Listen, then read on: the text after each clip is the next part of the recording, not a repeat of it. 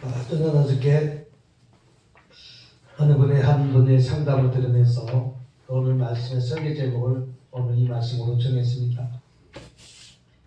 세상은 좀 잘 나가서 잘 살아서 지금으로 말하자면 부평, 예를 들어서 부평구를 따집니다. 그분은 서울에 있었지만 부평구에 모든 쓰레기를 담당하는 그런 위치에 앉아 있을 때 20년, 30년 전에 월급이 500만 원 정도 되는 500만 원 정도는 괜찮은 회사를 잘 다니다 이제 40대 초반에 돌아서 하나님의 음성을 듣고 목회길로 달려오니까 아니 목회는 당신만 하면 어떡한가, 나하고 한평생 잘 살다가 오늘 한 500만 원씩 월급 주다가 목회길로 가면서 회사를 그만두니 아내는 어느 날 날벼락 맞은 기분 나가지고 멍하게 있다가 그 부부는 결론적으로 둘이 같이 찌그덩 목회길로 가야 되느냐, 난 사먹길 자신 없으니 가려면 당신 혼자 자신을 열심히 하거라 라고 하면서 헤어진 지가 20년, 25년 정도 됐다고 합니다. 한 달에 500만 원씩 월급 받았을 때는 삶이 윤택했지만 이제 목회길로 가니까 그 아내의 삶도 아주 힘들고 어려운 과정에서 그 자녀를 이제 다 키워가지고 이제 성장해서 두 자녀가 이제 결혼도 다 했습니다. 했는데 얼마 전에 이제 목회길로 또다시 목회길로 간다고 하면서 이제 진짜 목회길 하기 전에 세상에 일도 하고 이제 개척을 해갖고 목회를 하더니 또 아내가 도와주지 않기 때문에 혼자 개척하다가 석 달 만에 교회를 다시 접고 또다시 세상 일로 열심히 일하다가 또 하나님의 또 가만히 내비두지 않고 또 목회길로 가라. 그래서 또 2년 있다가 또 개척했다가 3개월 만에 다시 문 닫고 목회된 것이 남자 혼자 목회하기가 만만치가 않던 것이죠. 그런 과정에서 열심히 이제 청소하는 차, 옛날에는 청소하는 차 그 위치 제일 높은 구청에 위치해서 그것을 담당하는 최고의 위치에 있었는데 이제 청소하는 차 뒤에 올라타갖고 쓰레기를 갖다가 주워서 담는 그 일을 하는데 그래도 한 달에 월 400 월급 받는다고 하네요. 그렇게 열심히 살아서 이제 또 아내와 이제 재결합하자. 이제 재결합하자.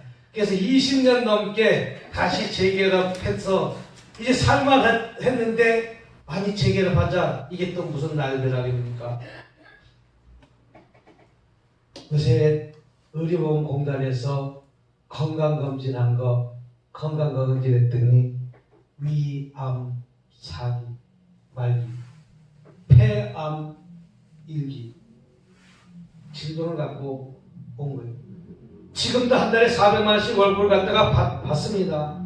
그러니까 이제 질병이 찾아와갖고 위암 3기가 넘었고 폐암에 예전에 담배 피던 시절이 있어서 요만한 콩알만한 암덩어리가 발견돼서 돌아오는 금요일날 수술한다고 합니다. 근데 이제 폐암 때문에 그런 것이 아니라 아내는 또 돈이 멀어가지고 아내는 이제 전세자금 대출을 이제 받으려고 이제 재결합해서 받으려고 신청을 했더니 남편이 월급이 400만 원씩 받아서 전세자금 대출이 안 된다는 거예요. 그러니 어떡합니까? 또다시 일주일 만에 또다시 법적으로 이혼을 하고 또다시 혼자 이렇게 사는 내 인생이 왜 이렇게 처량하고 왜 이렇게 힘이 들고 내가 여태까지 돈을 갖다가 열심히 벌어갖고 아내한테는 4천만 원 줬고 또 아들에게는 7천만 원 9천만 원인가 큰아들한테는 줬고 또 그렇게 줬는데 내 인생이 이렇게 힘들고 어렵냐는 거죠. 힘들고 어렵다는 거예요. 그래서 그 말을 내가 아내하고 합시다라고 했더니 절대 반대하는 눈치가 큰아들이다. 그래서 큰아들이 왜 반대하는가 그랬더니 자기한테 9천만 원씩이나 줬는데 아내하고 재결합하면 그때부터 자기 목이 없어진다고. 너 뭐가 없어진다고? 내한테 돌아올 목이 없어진다고. 아빠가 꼭 그렇게 해야 되겠냐고. 엄마같이 합쳐야 되겠냐고. 그냥 있으면 안 되겠냐고. 그 자녀는 성악을 전공해갖고 성악을 갖다가 가르치는 일을 하는데 삶이 힘드니까 어려우니까 아빠 이래서 1,000만 원, 아빠 저래서 1,000만 원, 자녀를 낳는데 줘갈 수 없으니까 1,000만 원, 자동차도 하나 빌었는데 1,000만 원. 이게 한 10년 동안 9천만 원이 갔다고. 1년에 1,000만 원씩 줬대. 둘째 아들은 신라 호텔에 요리사 셀프라고 하는데 요리사인데 월급을 그래도 한 400 정도 받으니까 거기 도와줄 일이 없어서 어느 날 하수연했다고 합니다. 내가 결혼해서 한평생 이렇게 돈을 벌어갖고 엄마한테 4천만 원인가 5천만 원 던져줬고 또 열심히 벌어갖고 아들한테 9천만 원이나 줬는데 나한테 도는 것은 이렇게 가정에서 오늘 하루도 편히 자지도 못하고 저기 신림동 월세방에서 지하실 월세방에서 오늘 하루도 돈 벌어다가 난 갖다 주는 돈 버는 기계라고 생각하면서 뒤돌아보니까 나는 암만 찾아 왔다는 것이. 근데 둘째 아들의 얘기가 또 재밌습니다. 아빠, 큰 엄마는 4천만 원, 큰 아들은 9천만 원. 그럼 나한테 100만 원도 안 줬잖아. 나도 돈 좀 줘. 지금 내일 모레 폐암 일기고 아니 위암 3기 수술 날짜를 잡아놨음에도 불구하고 수술비 보태주지 못한 망정 나도 돈 달라 이렇게 얘기를 합니다. 참 그것을 보면서 이것이 그 사람만의 일인가? 그 가족만의 일인가? 이 세상 모든 만물과 세계는 영원성이 결여되어 있습니다. 영원하지가 않는다는 것이죠. 성경은 인간의 육신도 그 정욕도 어떻게 보면 풀이꽃처럼 시들어버릴 거라고 증언하고 있습니다. 아모스 선지자는 삼천도 없어질 것이라고 얘기했습니다. 결국 하늘 땅의 모든 것이 옷처럼 낡아져 버린다는 것이죠. 성경의 증언에 반박할 수 있는 사람은 아마 없을 것입니다. 성경은 사랑은 영원한 것이라고 증명하고 있습니다. 우리 기독교는 바로 사랑의 종교이기 때문에 그럼 기독교인 치고 이 명제를 떠나서 생활하는 사람은 아무도 없을 것일 줄 믿습니다. 그러므로 성경이 제시하는 영원한 사랑에서 한번 뒤돌아봐야 될 줄 믿습니다. 우리는 결혼하기 전에 흰머리가 검은머리가 팥불이 되기처럼 사랑한다고 하면서 돈 앞에는 사랑이고 뭐고 안 된다는 것이죠. 돈이 있을 때는 사랑이 가능하지만 내가 막상 돈이 없다면 다시 이혼하고 또 돈이 있으면 다시 결혼하고 우린 돈을 보고 쫓아가는 사랑이 되는 것이죠. 그래서 고대 어느 초리는 사랑의 가치는 순간 것이나 이 세상의 사랑이 이루어지는 사랑은 모조품이다. 그 사랑이 모조품이 되는 것이죠. 진짜로 사랑하는 것이 아니라 가짜로 사랑하는 것이죠. 나이가 돈이 많은 사람이 제가 한마디 했습니다. 속으로 나는 나이가 60대 같고 30대하고 살 것 같으면 돈이 100억 이상은 있어야 나는 한 달에 2천만 원 정도 매월 줘야 30대가 결혼하지. 이제 60대가 되면서 30대같이 젊은 여자하고 결혼한다면 내 형편과 처지에 내가 100억이 재산이 없다면 나하고 나이가 비슷한 또래 그런 사람하고 결혼해야 결혼할 수 있는 것이 아니겠어요? 돈이 있으면 사랑하고 돈 없으면 사랑도 할 수가 없는 모조품이다. 이렇게 표현하고 있습니다. 우리 성경에 영원한 사랑, 진리에 대한 명확한 인식을 위해 일반적으로 이해되는 세상의 사랑에 대해서 우리 생각해봐야 될 줄 믿습니다. 즉 영원성이 결여된 사랑에 대해 먼저 생각해봐야 됩니다. 첫 번째로 현대인의 사랑은, 사랑이라는 말로 표현한 것은 바로 성적인 사랑이 되는 것이죠. 성적인 사랑이 있을 때는 내가 너무나 좋고 너무나 기대되고 너무나 사랑스러운 모습이 되지만 어느 날 그것이 없어지면 그건 저도 못 오게 하는 것이 성적인 사랑 아닐까요? 잠언 7장 13, 18절에 창녀가 남자를 유혹할 때 서로 사랑하자 말하는데 바로 성적인 욕구가 기인되는 사랑을 뜻하기도 합니다. 이것을 흔히 우리는 에로스 사랑이라고 표현하지 않습니까? 남편이 돈 버는 기계 돈을 많이 벌어다 줄 때마다 내가 사랑을 하고, 돈을 안 벌어주면 한순간에 이혼도장을 도장에 팍 찍어서 이혼하고, 검은머리가 팥불이 될 정도로 사랑한다고 말하면서 우리 인간의 사랑은 영원성이 없기 때문에, 모조품이기 때문에, 가짜이기 때문에 내가 조건이 맞지 않으면 사랑을 할 수가 없다. 이렇게 표현하고 있습니다. 남녀간의 육체의 감각을 통해 사랑은 바로 에로스 사랑인 것입니다. 이 에로스의 사랑을 통해 남자와 여자가 결혼과 애정이 이루어지는 것입니다.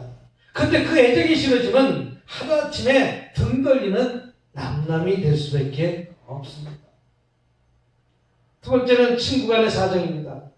즉 우애, 우정, 동지간을 뜻하기도 합니다. 사상과 취향과 어떤 목적이 같은 동료끼리 사랑한다는 것입니다. 이 사랑을 팔레오적인 사랑이라고 표현하고 있습니다. 다시 말해서 좌파를 빨갱이라고 하고 우파를 태극기라고 하고, 태극기를 태극기만 사랑하지 절대 빨갱이를 사랑하지 않는다는 것이죠. 그 사람이 진짜 빨갱이입니까? 묻고 싶습니다. 저만 태극기하는 사람이 나라를 사랑합니까? 태극기도 나라를 사랑하고 좌파도 나라를 사랑한다는 것이죠. 근데 내 목적이 틀리면 그것이 사랑이 아니라 저주의 대상으로 삼는다는 것이죠. 동료지간에도 우리 색깔이 틀리면 산에 가는 사람이 낚시하러 가자면 낚시 가면 빠져 죽는다고 그들을 모함하고 조가는 것과 마찬가지로 산에 가는 사람 산에 간다고 뭐 한다고 자기 어떻게 보면 생각과 같은 것만, 내 어떻게 보면 생각하는 면만 사랑하고 쫓아가는 외골수의 사랑이 아닌지, 편애하는 사랑이 아닌지, 다른 가족을 희생을 통해서라도 내 가족, 내 종족을 어떻게 보면 보존하고 육성하는 데 문제가 있다는 것이죠. 다시 말해서 이번에 장관 되신 분의 모습을 보면서 내 딸은 불법을 저질러서 좋은 어떤 스펙을 쌓기 위해서 남은 죽어도 남은 떨어져도 내 자녀만은 합격해야 된다는 어떻게 삐뚤어진 사랑이 만들어진 것 아니겠습니까? 우리 주변에도 이와 같은 사람들이 얼마나 많이 있습니까? 자기 자녀를 위해서 남의 사랑하는 자녀의 권리와 행복을 좌절시키고 또 희생시키는 예가 얼마나 많이 있습니까? 그것은 잘된 것은 결코 아닐 줄 믿습니다. 삐뚤어진 사랑이 내 자녀만 사랑하는 사랑 아니겠습니까? 심지어는 자녀의 병을 고치고자 다른 사람의 어떻게 하면 장기를 갖다가 가져오기도 하기도 하고, 또 자녀의 대학 입학 위해서 대학을 돈으로 매수하고 정당하게 입학할 수 있는 다른 사람의 자녀의 권리를 빼앗기도 하기도 하고, 우리는 뒤틀린 부모의 사랑도 볼 수가 있다는 것이죠. 이게 어떻게 보면 동료 간의 사랑입니다. 너무 동료 간의 사랑이 나타나면 분열이 일어난다는 것이죠. 자도 사랑하고 우도 사랑하고, 그러나 그 죄는 미워야 될 줄 믿습니다. 잘못된 길로 가는 것은 미워야 될 줄 믿습니다. 내가 불법적으로 행하는 모든 남의 권리를 박탈하면서 가는 그 죄를 미워하는 것이지, 무조건 빨갱이로 몰아가고 무조건 태극기로 몰아가는 것은 나중에 분열만 이렇게 되는 것이죠. 이게 삐뚤어진 사랑이 되는 것이죠. 우리는 삐뚤어진 사랑을 하고 있는지, 예수님처럼 모든 사람을 품고 있는 사랑을 하고 있는지, 우리는 삐뚤어진 사랑을 하고 있다면 모두들 품는 저와 여러분이 되시길 주님으로 축복합니다. 그럼 영원한 사랑, 하나님의 사랑이 영원하다는 것이죠. 조건 없이 섬기는 사랑입니다. 어떤 조건을 따르지 않습니다. 남편이 병들었다고 이혼자장에 도장을 찍고, 남편이 월급을 안 번다고 이혼하고, 또 다시 돈을 잘 버니까 결혼을 다시 하고, 어떻게 보면 이건 삐뚤어진 모습의 사랑이 아닐까요? 우리는 하나님만이 영원한 사랑이라는 사실을 믿으시기 바랍니다. 위에서 살펴본 것처럼 인간들은 가치를 부여하는 애정, 우정, 그리고 부모의 사랑의 한계, 단점, 그리고 패단의 요소로 인해 영원할 수가 없다는 것이죠. 사랑이라는 게, 육적인 사랑이 어떻게 영원히 갑니까? 내 생각이 틀면 그 생각이 틀 것대로 우리는 헤어지기도 하고 다시 결혼하기도 하지 않습니까? 그래서 인간의 사랑은 영원하지가 않다는 것이죠. 요한일서 4장 10절에 사랑은 여기 있으나 우리가 하나님의 사랑한 것이 아니요 오직 하나님이 우리를 사랑하사 우리 죄를 위하여 화목제로 그 아들을 보내셨습니다. 우리가 하나님을 사랑한 것이 아니라 하나님은 우리를 일방적으로 우리를 사랑하셨습니다. 그것이 영원한 사랑이 되는 것이죠. 즉 하나님의 사랑은 조건 없이 주는 사랑인 것입니다. 내 남편이 병들었을 때도 사랑하는 것이고, 내 남편이 돈 못 벌었을 때도 사랑하는 것이고, 이것이 영원한 사랑인 것이지, 우리 육적인 사랑은 돈 안 벌었으니까 이혼하고, 나를 구박했으니까 이혼하고,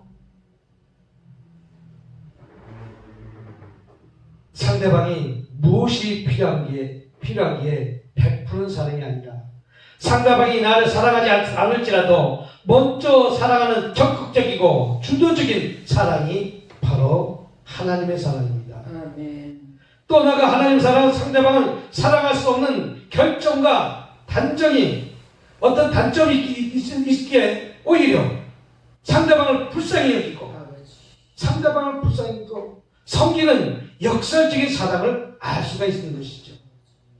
그 사람이 지금의 상태를 보니까 이제 내일 모레 수술해야 되는데 병 가는 건 누가 해줍니까? 아내가 해야죠. 그랬더니 할머니, 아내는 직장 다녀서 병 가날 수가 없습니다. 그럼 직장 다니다가 끝나고 나서 또다시 병 가날 수 있지 않습니까? 여기까지 20년 넘게 헤어져 살고 돈만 받아갔을 때는 괜찮지만 퇴근해서 피곤하니까 또 병간호 못해주고 나는 손에 힘이 없어서 못하고,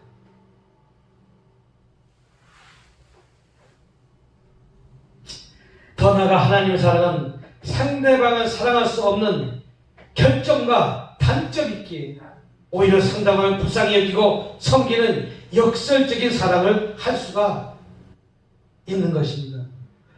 우리가 당신에게 죄인임을 미워하는 것이 아니라 오히려 우리가 죄인에게 그것이 불쌍히 여기고 가여워서 그 아들까지 희생시키며 우리를 섬기신 것이 하나님의 사랑입니다. 오늘 그 말을 듣고 가슴이 얼마나 아팠는지.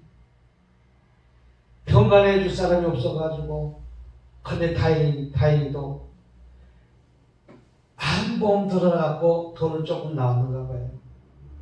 빚을 얻어갖고 아내한테 돈 준 돈, 암보험 들어갖고 돈 나온 거 다 갚았대는 거예요. 그런데도 밥 한 끼 해주지 않고, 병간호 해주지 않고, 달면 생기고 쓰면 뱉는 것이 그런데도 미련이 있어가지고 그 안에 돈 벌고 또 돈을 벌어서 갖다 줘야 되기 때문에 15일 휴가 내고 그러고서 수술 끝나고 또 청소 일을 트럭 뒤에 붙잡고 그 추운 겨울에 트럭 뒤에 붙잡고 하다가 쓰면 이거 쉽잖아요. 내일 모레 죽을지도 모르는데 아직까지도 자기는 돈 벌어야 된다고. 왜? 자녀 조금 말 거시기한 말로 자녀 자식 새끼 돈 주려고. 아내가 그렇게 나를 좋아하지 않아도 돈 갖다 주려고. 근데 그 안에는 반대 입장으로 돈 줄 때만 아주 그냥 입에 달콤한 말을 하고 돈 없을 때는 언제 받느냐 너는 나 나는 나 라고 살아가는 모습 볼 때 너무 안타깝지 않습니까? 에레미야 3장 3절 하나님의 자비는 무궁하다고 증명합니다. 고린도전서 13장 8절에 어떤 가치도 덕목도 영원할 수 없으나 하나님의 사랑은 패하지 않고 떨어지지 않을 것이다 증명하고 있습니다. 여기서 떨어지다는 말은 남의 입에 시드는 것을 의미합니다. 하나님의 사랑은 인간이 그것과 같이 시들어버리는 경우가 없으며 결코 변치 않는 것이죠. 인간의 사랑은 변해도 하나님의 사랑은 결코 변치 않는 것이죠.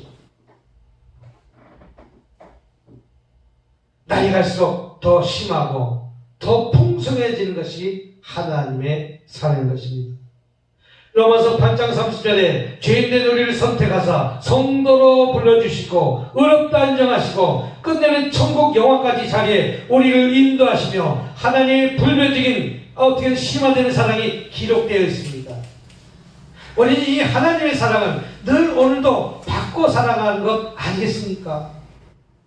값없이 택가 없이 하나님은 저와 여러분 오늘도 사랑하신다는 것이죠. 하나님의 사랑은 우리 인간의 모든 고귀한 가치와 윤리와 세계관이 근원이 된 사랑입니다.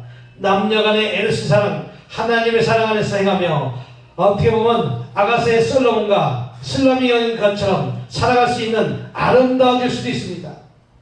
또 요셉과 마리아 부부처럼 고귀한 남녀의 사랑이 될 수 있는 것입니다. 우정도 동료에도 하나님의 사랑을 나눌 때 다윗과 요나단이 우정처럼 순간 것이 될 수도 있습니다. 부모의 사랑도 하나님의 사랑을 본받는다면 실로 영원한 가치를 지닐 수 있게 될 것입니다. 하나님의 사랑이 결여된 인간만이 가치와 윤리와 정력적인가 이기적인가 한시적인 불공평한 것이 될 수밖에 없는 것입니다.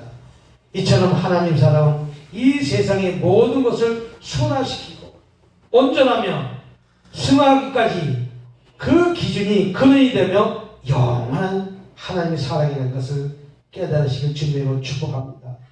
내가 아무리 자녀를 사랑해도 하나님이 나를 사랑하는만 못하다는 것이죠. 내가 아무리 아내를 사랑하고 남편을 사랑한다 할지라도 하나님의 사랑은 영원히 변하지 않는다는 것이죠. 인간의 사랑은 내가 달면 새키고 쓰면 뱉는 것이 인간의 사랑 아니겠습니까? 내가 사랑한다면서 조금 기분 나쁘면 먼저 부엌에 가서